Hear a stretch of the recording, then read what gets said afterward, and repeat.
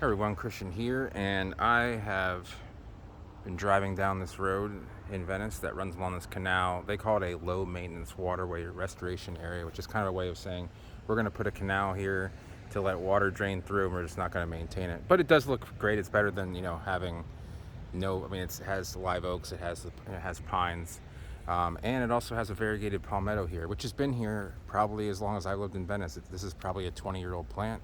I've been driving down this road for 18 years, and I didn't notice it. And it may be that it is actually quite down there. This thing has about 8 feet of wood, and I didn't really notice it until I actually looked around and said, hey, it goes quite a bit down there. I'm not going to go down there just because there's definitely alligators in this canal somewhere, and I'm going to kind of scope it around and before I would actually go down and attempt to collect seed here. The problem is if I go down there and try and collect seed, the palm is actually too high to get it from the ground. So maybe I can use some sort of pole saw apparatus, but we'll see. There's some seeds that are a few weeks out from being ripe. Those green seeds will have to kind of turn like a roasted coffee bean color before they're truly ripe. And you can see the newest fronds actually have the most variegation. If you go to some of the older fronds, they're more like 5 to 10%. And some it's kind of hard to see it at all, like these two here, this one and that one. And variegated palms will come and go with their degree of variegation. Sometimes they'll be 70, 80%, sometimes they'll be 5 to 10%.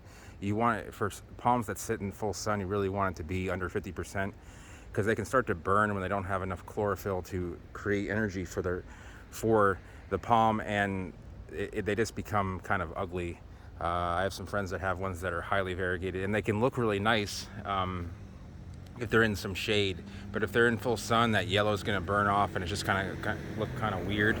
Definitely not pleasing to the eye. So, but there's got to be a dozen bracts on here, and typically a variegated palm doesn't put out a lot of seed because it just seems to kind of abort the seed early on. But this one's actually quite prolific. Wouldn't be surprised if there are a lot of seedlings underneath it. Again, I haven't gone down there. I don't even know how steep that is, but I have sandals on, and I wouldn't make that trek without actually having shoes. So the main reason I wanted to make this video was to show that you can find variegated palmettos almost anywhere in Southwest Florida. There's at least a dozen of these this size in town, and I see them kind of just here and there, and people think this is a 1 in a million palm, and it really is. I mean, it's not 1 in a million, but it's they are unusual and different. They definitely stick out, and I've noticed, I don't know how many, at least dozens of variegated palms driving along I-75, just kind of looking to the side and noticing, hey, there's a variegated palm to the side, where you may think that there are none. Suddenly there's a few, and then all of a sudden you're just seeing dozens around. If you're just looking a little bit closer than you normally would, you'll find a lot more. So if you're in a car and you're not driving, so you can actually look and see what's going on, try and see if you can find a few. I've seen some on my way to Northport. There's plenty in South Venice.